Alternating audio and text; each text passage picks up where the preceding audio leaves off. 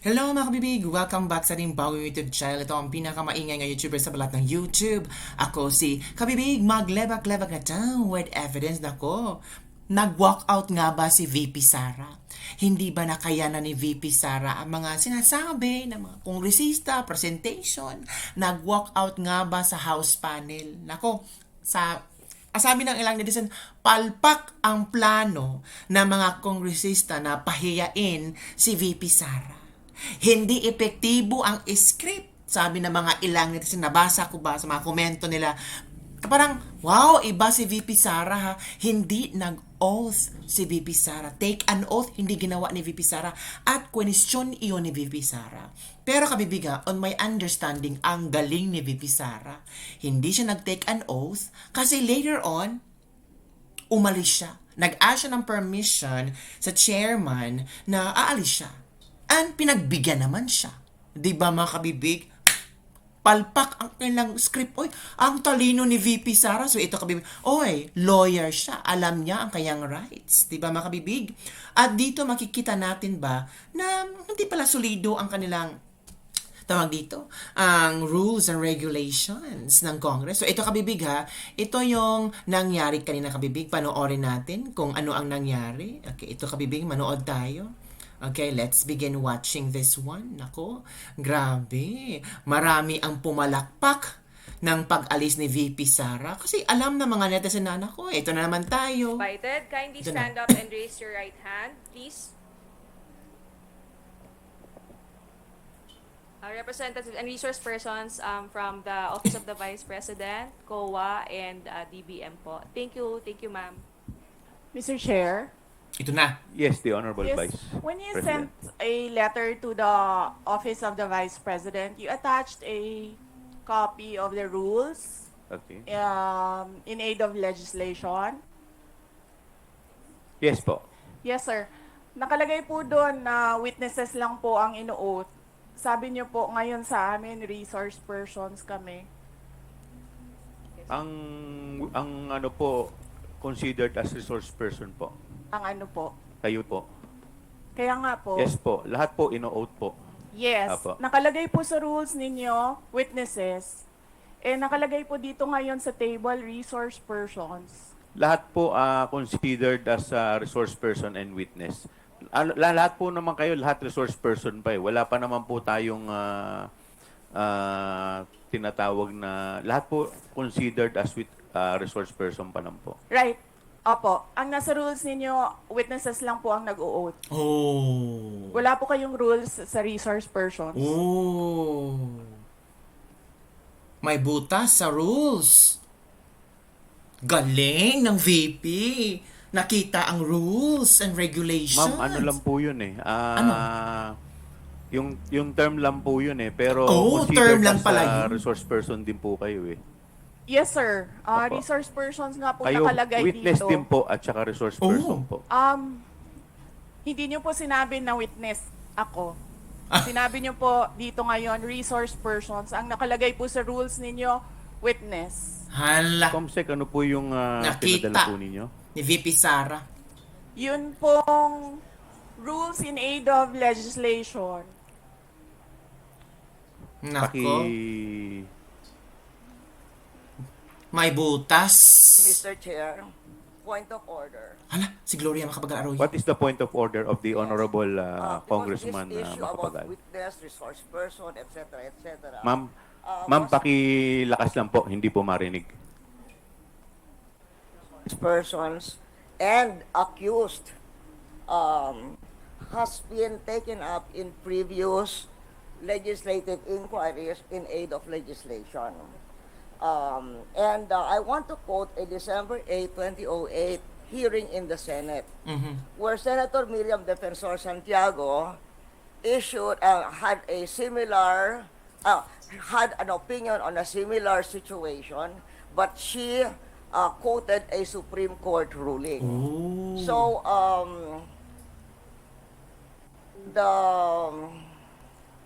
the Constitution provides that no person shall be compelled to be a witness against himself. The Supreme Court has repeatedly emphasized that there is a difference between a mere witness and the accused. And it can appear from statements and privileged speeches that there is that a person who is the subject matter of an adverse privileged speech is not a mere witness or a mere person of interest, meaning a suspect. She is in fact accused of what seems to be a criminal case for violation of certain criminal laws, including malversation of public funds. And there is a case quoted in 2007, Standard Chartered Bank versus the Committee on Banks, where the court repeated the rule that an accused occupies a different tier of protection from an ordinary witness. So, where the court said, Supreme Court said, whereas an ordinary witness may be compelled to take the witness stand and claim the privilege at each question requiring an incriminating answer is shot at him, an accused may altogether refuse to take the witness stand and refuse to answer any or all questions. So that has been a supreme. And then there is a portion that the court explained that the right of the accused against self-incrimination also applies to respondents in administrative investigations such as legislative inquiries in aid of legislation. So that is the point of order I am raising, and there is a Supreme Court ruling to this effect. Thank you, Mr. Hala. With that, the chair declares 1 minute suspension. Hala, Recess. nagagulo. 1 minute suspension, nagulo sila. Grabe. Oh, ito kabibig ha. Ito. Of public funds. And the court repeated the rule that an accused occupies a different tier of protection from an ordinary witness. So from given what Miriam Defensor Santiago said and the Supreme Court ruling that she's quoting, we cannot we cannot just trivialize. Kasi you're just a witness. You're a witness. Pareho na rin yung witness and source person. They are not the same. Hala. The Supreme Court says they are not the same. And somebody who appears to be the accused has a different tier of protection from a witness. And in fact, can refuse to take the witness stand. Congressman Flores, you're recognized. Mr. Chair, this is an inquiry in aid of legislation, and no one is Mr. technically accused of any wrongdoing here, Mr. Chair. Mr. Chair, look at the speech. Ma'am, Correct. please, Speech, Mr. Chair, Ma'am, the privilege. please wait to be Mr. recognized. Chair, first. may I request a Wait, 1 I will, minute I will- recess? 1 minute. 1 minute Thank recess you. declared by the chair. Ay, iba si VP Sara talaga. Bravo! Yan ang agila, hindi nagpapalupig. Nako, pinuntahan niya si sino? Sino pinuntahan niya? Nako, sino kayang pinuntahan ni VP Sara? Nako. Ah! Si Madam Gloria Macapagal Arroyo ang kanyang pinuntahan. Kinausap niya mga kabibig. In fairness, ha? Hala, ano kayang mangyayari? Ano kayang pinag-uusapan nila? Nako. Yung mga ano dyan. Nagsitaasan na yung kilay. Oh. Okay. So, balik upo si BP Sara. Ano kaya susunod niyang mangyayari dito? Nako. Punto siya kay Marcoleta. In-acknowledge niya. Oh. Hello po.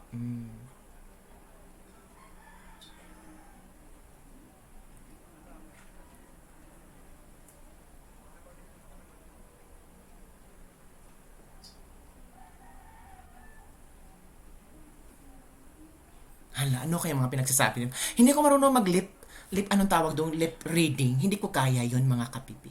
Pero in fairness, magandang labanan to. Hindi nagpapalupig si BP Sara. Ito na. Mr. Chair, yes. Mr. Chair, Session resumes. Mr. Chair, may I speak? You will be given the opportunity later, Okay. Madam Vice President. In any event, the point of the Honorable Arroyo is well taken. Oh. But we will proceed to the oath taking. If the Vice President refuse to take her oath, we will respect that. Oh. In the meantime, Comsec, please proceed with the So oath taking. narespeta. Oh, 'di ba? So narespeta na hindi magte-take oath si VP Sara, mga kabibig. So, tingnan natin mga kabibig ha. Hanapin natin yung part kung saan si VP Sara ay umalis. Oo. After all the... ito na. This part. Ito. Tingnan natin kabibig ha. Ito kinausap niya ang chairman. Okay. Ano kaya ang gusto ni VP Sara? Okay. In fairness yung chairman hindi masyadong controlling. Bibigyan lahat na kung ano ang gusto lang i-share. Pati si VP Sara. That's a good chairman kasi nirespeto niya lahat ng mga opinion. Okay? Ano mangyari? Session resumes. Mr. Chair, may I The request... Honorable Vice President is recognized. Thank you. May I request to leave the inquiry? Ma'am, pwede naman po, considering na hindi naman din po kayo naka-oath and Boom! naman po namin, marami rin po kayong ginagawa. The Vice President is excused. Thank you.